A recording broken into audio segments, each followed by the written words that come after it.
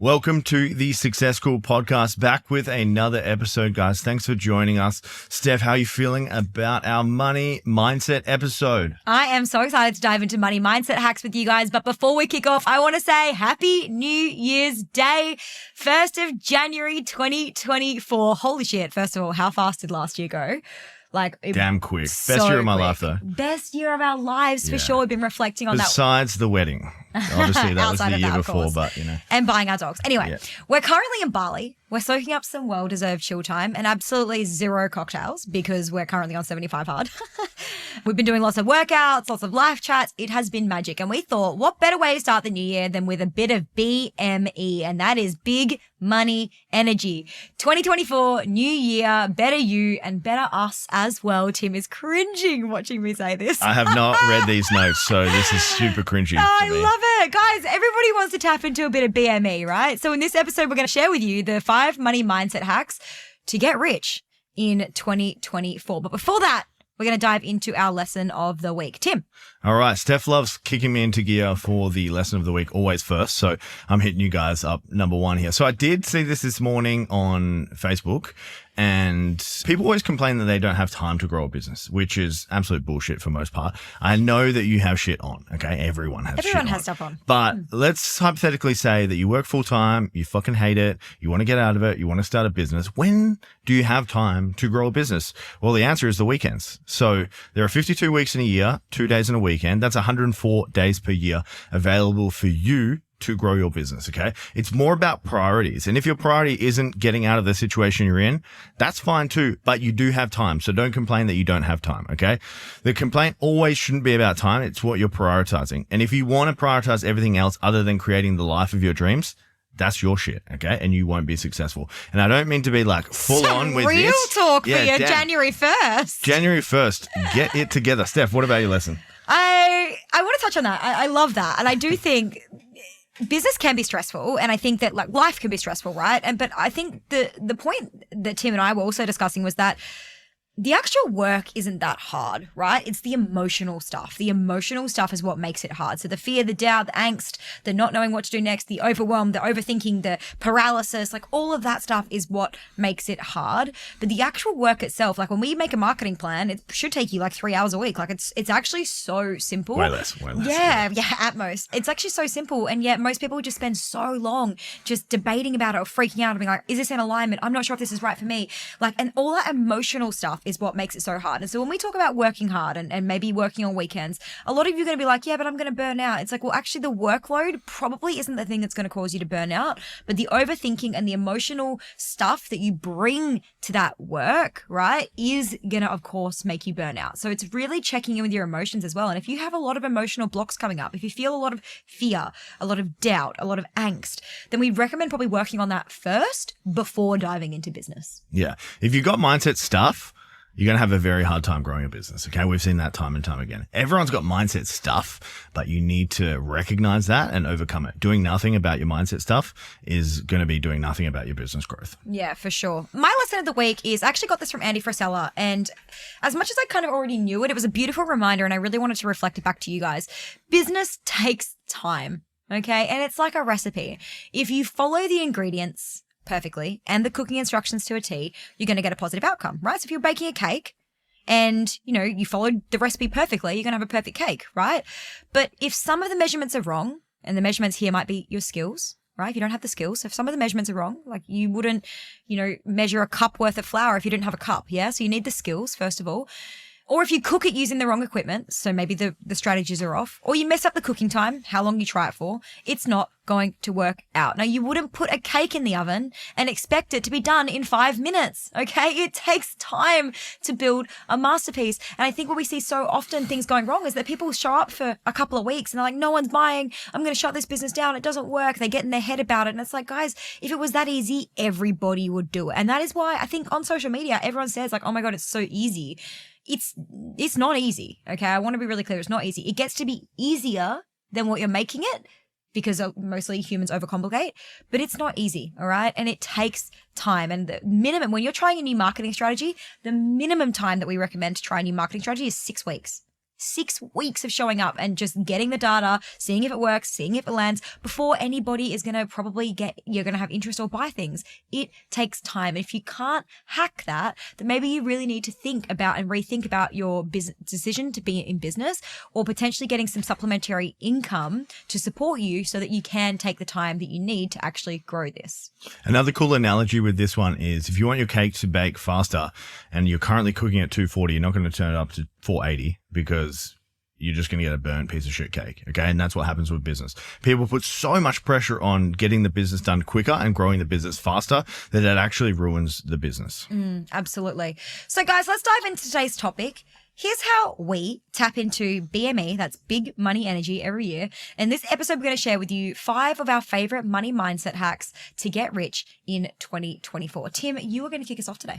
All right. So we're going down the land of woo-woo today. And the first lesson here, guys, is you need to believe in yourself and your product. Okay.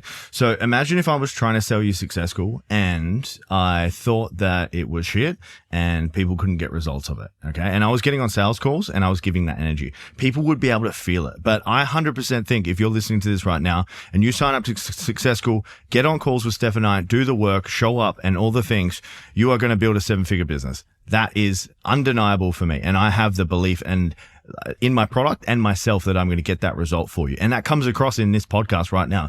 You're hearing the energy that I'm speaking with, and that attracts people. If you don't have that belief or you don't have that reassurance in what you do in your products, you're going to have a very hard time making money, okay? Because people want certainty and they want to invest with certainty in business, okay? What that looks like in terms of product and specifics is we've been through this and I've done an episode on this, but you need to create a heck yes offer, okay?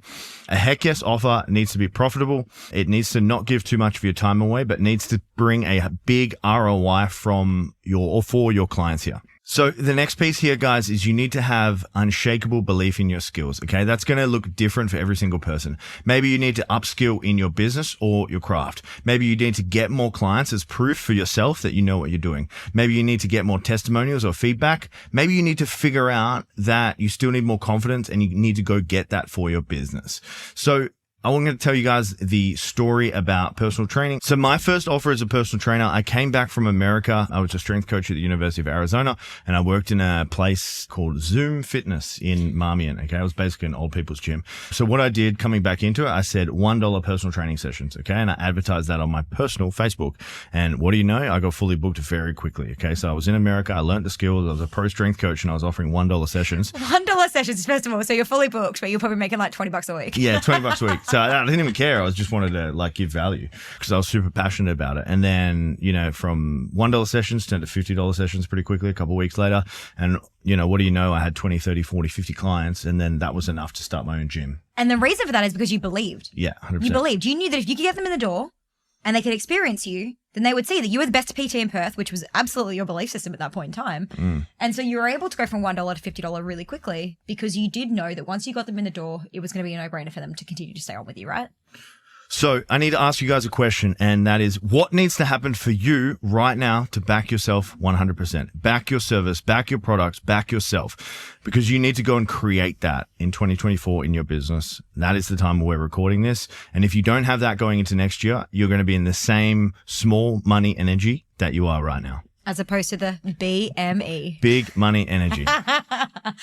My second point here, guys, for money mindset going into 2024 is that sales aren't salesy. Oh my God. I hear it every day. I hate it. I think overwhelm was our word that we hated for last year. Yeah. And I think this year, our word that we're going to hate for the whole of the year is I don't want to come across as salesy. Honestly, I could not get more ick in my throat if I tried. Guys, you feel salesy because you're focusing on needing money, right? And I know this is big money energy. And I know that you're like, but I do want money. But if you go into every sales conversation or post or, offer thinking about how much you need the money and how much money you need to make, you're going into it thinking about you and not about them. Sales is a process that is about helping somebody, understanding them, figuring out if your offer is actually the right solution for their problems. And sometimes it's actually not going to be. We turn people away from Success School all the time. Sometimes they do need one-to-one. Sometimes if they're a product business, we're certainly not the right business for them, right? So Sales is about helping people. It's understanding them, figuring out if your offer is actually the right solution. I used to feel like I was scared of sales, feeling salesy as well, right? And once I turned the word sales into meaning service, everything switched in my mind for me. I cannot help people unless they purchase our stuff. We cannot help you guys. This is amazing. I'm thank you for listening to our podcast. Thank you for watching all of our free trainings. But at some level, you're going to need personalized advice. At some level, you're going to need personalized coaching. We cannot help you with that unless you join us in Success School, right? I cannot help people unless they purchase. So by not making the offer to join successschool.io, by not offering the call to your clients, by not putting up the post to advertise the offer, to tell people that we're taking availability, to tell people that we have something running right now, I am limiting my ability to help somebody, guys. If you stop making sales about money and start focusing on just helping people and having wholesome friggin' conversations with another human being about their problems, you will turn sales into service and they will not feel salesy anymore. You have to change your relationship with the word sales in order to get ahead and have big money energy in 2024. Yeah, nothing to add there. I just think, people, they have this maybe a lack mentality around making sales. Anytime someone says, I feel salesy, I always think to myself, you've had a bad experience with a salesperson. But personally for me, if someone I wanted to work with wasn't making me an offer and wasn't trying to sell me, I would be disappointed because I probably need the thing that they're trying to sell me. It's just a reframe in your head. Totally. So, making big money energy this year, one thing you need to do is know your numbers, okay? Knowing your numbers is the key to growth. So I'm going to give you guys an example. What do you think if you open up your NetBank or CommBank or whatever that is every single day and you looked at your business bank account, what do you think is going to happen to you? You're going to be obsessed with the numbers. And then you're going to be obsessed with every dollar that is going in or out of your account. When you become obsessed with it, you're going to know your numbers, okay? And what you can measure, you can manage. And if you can't measure it, you can't manage it. So avoiding looking at the numbers because it means something about you is the number one way to get nowhere in 2024 with your finances, okay? So I want you to think about something here. So you've got your business success in your right hand, and then you have your personal life in your left hand. When you make them both mean something about each other, that's when you're going to run into a bad time mentally. Because if your business is doing well, personally, you're doing well. If your business is doing bad, personally, you're doing bad. And this is like an ebb and flow and an up and down and a roller coaster type situation that you just don't want to be on. So you need to detach from, I've had a bad month, I'm a failure, or this is never going to work, or my profit sucks, I'm a bad business owner. So people that get into this type of mind frame, they have a really hard time looking at their numbers. When you just need to sit back and look at it objectively. Okay. Objectively, unemotionally is the key word here. I myself have been not that in the past when looking at my numbers. There was a time where my admin would send me my KPIs. It would come in my inbox and I would spam delete. I would click the delete button as fast as possible so I wouldn't even have to catch a glimpse of my KPIs because I was so scared of what they mean about me when actually it doesn't mean fuck all about me. It means something about the business and our action or lack of action. Okay. So some KPIs I recommend you guys tracking really simply monthly. I have a full episode on tracking money in, money out, number of leads, and number of sales. Okay, 4 KPIs every single person listening to this podcast can track. If you're a little bit more advanced, you want to be getting a few more KPIs. We have about 30 that we track in Success School every single week, and we're looking for correlations, causations. We're looking for trends. We're looking for averages. We're looking for how they meet our monthly targets that we're setting. But if you guys are under the 6-figure mark or you're in that low 6-figure mark, money in, money out, number of leads, and number of sales, this will alone identify a ton of problems before they become big problems, okay? And when they become big problems, that's the shit where you start doubting yourself, you start doubting if this is worth it, you start doubting, and then you start saying shit like, oh, maybe I should just go get a job, okay? Going to getting a job is the worst thing you can do for your life because you're never going to live the life that you want listening to this podcast working for someone else. I love it, Tim. I would also say, guys, if you think about it, I want you to imagine it like you're working in somebody else's business, okay? If they didn't get enough lead sales or profit, you'd be like, oh man, that sucks, but here's some suggestions on what we could do differently. Let's find a solution and we'll move forward, right? You feel so unemotional about someone else's business, and that's how you need to feel about yours. Whenever we get our KPIs through, even if they're awful, even if they don't meet my standard, even if it doesn't mean anything about me. It just means that we need to fix some stuff in the business, plain and simple. And by having that detached mentality, we're able to dive into the work faster. But when you make it mean something about you, you're going to spiral, you're going to get emotional, you're going to have a lack of motivation, you're going to not want to show up, you're going to want to shut it all down. And I think the fastest way to identify when you're having an emotional reaction or when you're making a decision that's emotional rather than logical is when you start making decisions based on with the sentence, I feel like I should. Okay. It's like the data is telling me that I should, and therefore this is how I'm now feeling, right? The KPIs, the money in, money out, number of leads, number of sales is going to tell you exactly what roadblock needs to be moved. And the data does not lie. Okay. So just get that data. So when a client comes on a call and they start a sentence with, I feel like, and immediately my head goes, bing, bing, bing, bing, bing, mindset problem incoming, and I'm sensing it's coming. Yeah, absolutely. Because I feel statements are emotional and they're not necessarily logical. So it's a really, really cool way for you to identify, is this a mindset thing or is this actually data-driven, logical business decision, right?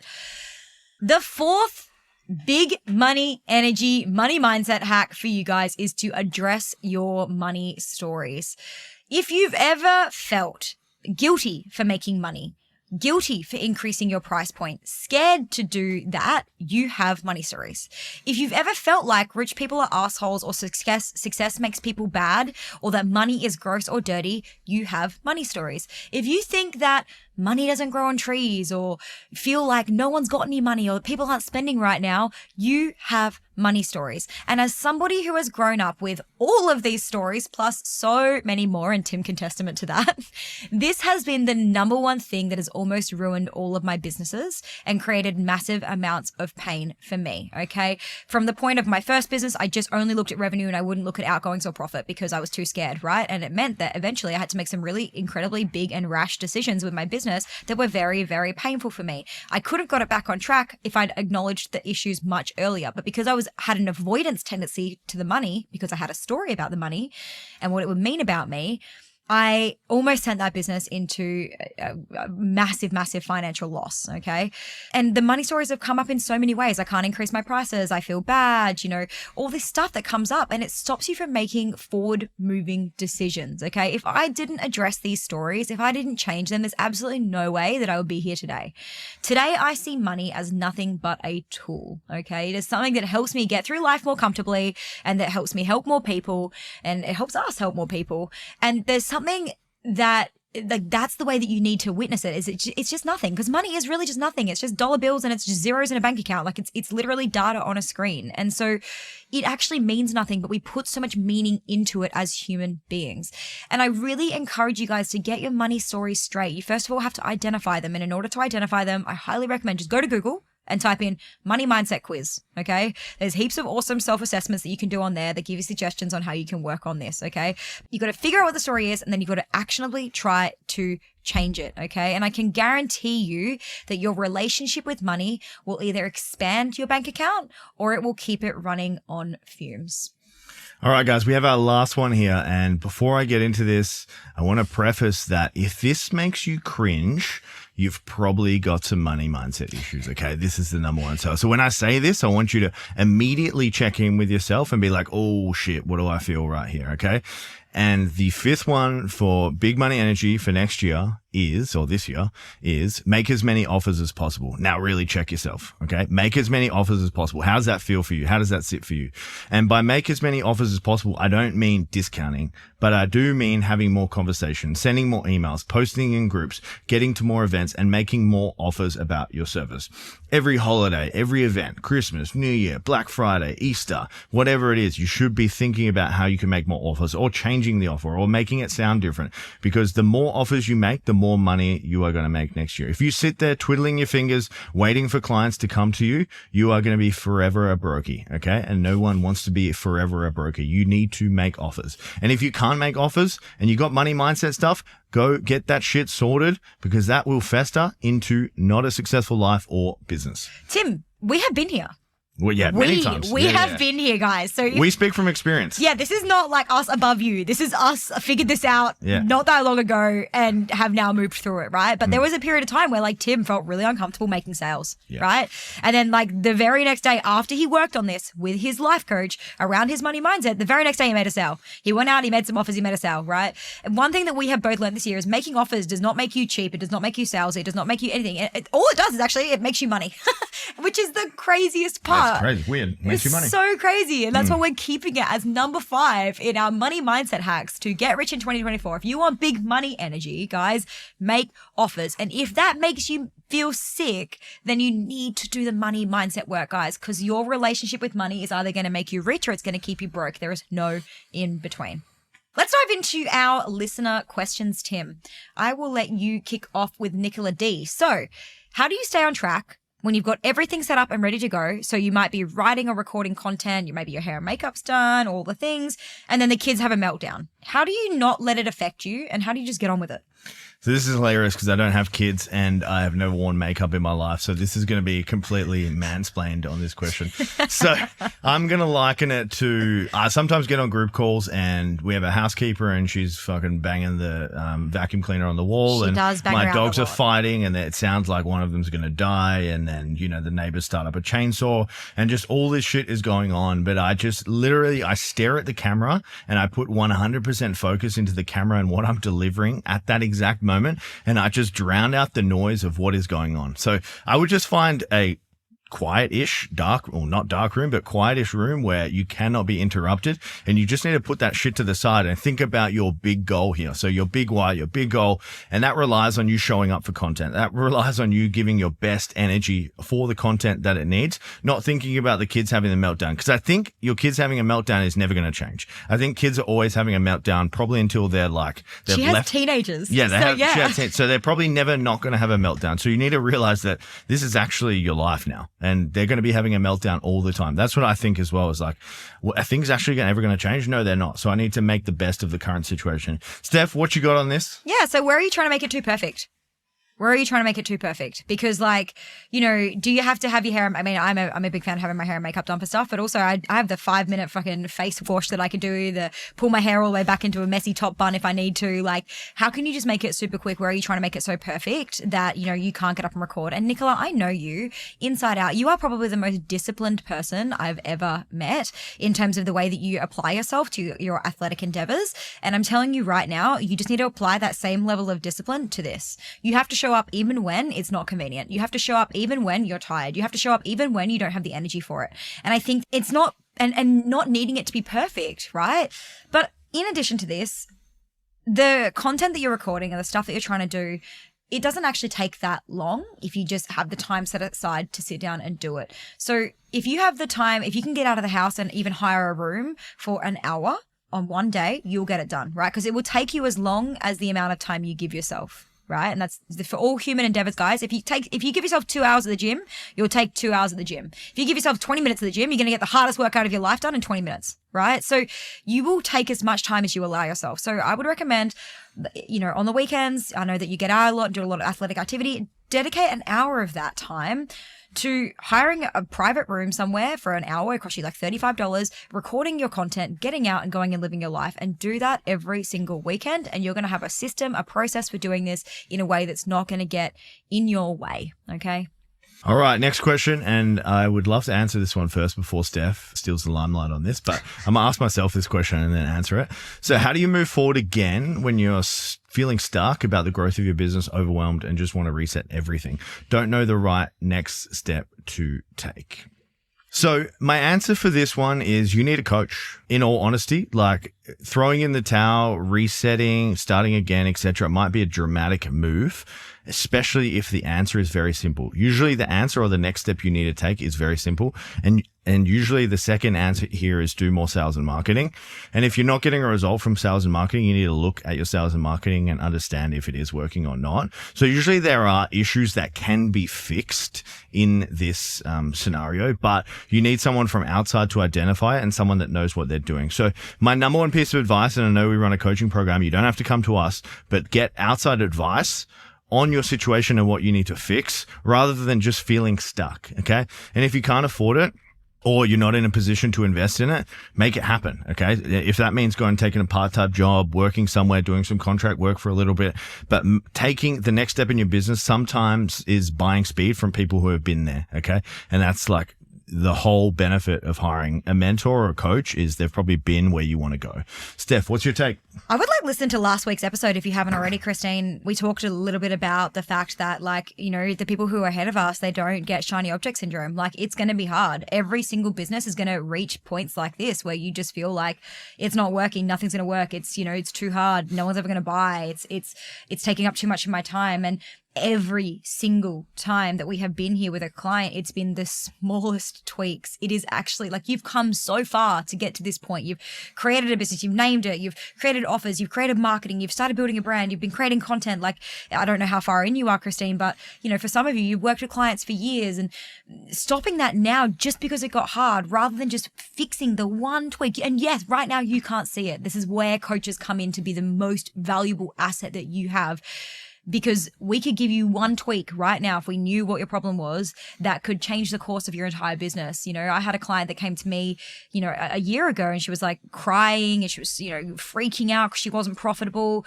And, you know, we made 2 very small tweaks to her business and she was freaking out because she was like $20,000 in the red. Like, it was bad, right? Within 2 months, not only has she made that back, but she was making that consistently back every single month. And it was 2 super minor changes to her business that she was able to implement within a couple of weeks. 2 months later, she was in a different financial position. It is the time. We had a client come to us just this week who said, I only have $350 in my account, Steph. I need cash flow before Christmas. He came to us a couple of weeks ago. I need cash flow before Christmas. And within a couple of days and a couple of tweaks, he'd made $7,000. You're a few tweaks away from everything you've ever wanted, but it takes someone from outside the business to unemotionally take a view, someone who knows what they're doing, to show you exactly what that is. So guys, if you're willing to do the work and you want to grow a 7-figure business, you want to get coached, and you want Steph and I to show you the way, apply for Success School, www.successschool.io. It is the best program that you can apply for that will take your business to 7 figures. And guys, it's like the most affordable thing on it. Like, honestly, we have kept it so cheap for you. And I know that people still balk, like people are still like, oh, it's expensive. It's not. Compared to what is on the market, compared to the experience that they, like, other people have, like, our program is so affordable, and we've kept it that way so that people like you can get access to it with ease. All right, guys. So don't forget to subscribe or follow the show if you're new here. We do appreciate every single one. We are climbing the charts rapidly. And lastly, guys, share this with someone that you think could find this valuable. Leave us a 5-star review. They are always muchly appreciated. We read every single one and greatly appreciate it. Thanks, guys. Thanks, guys. We'll see you next week.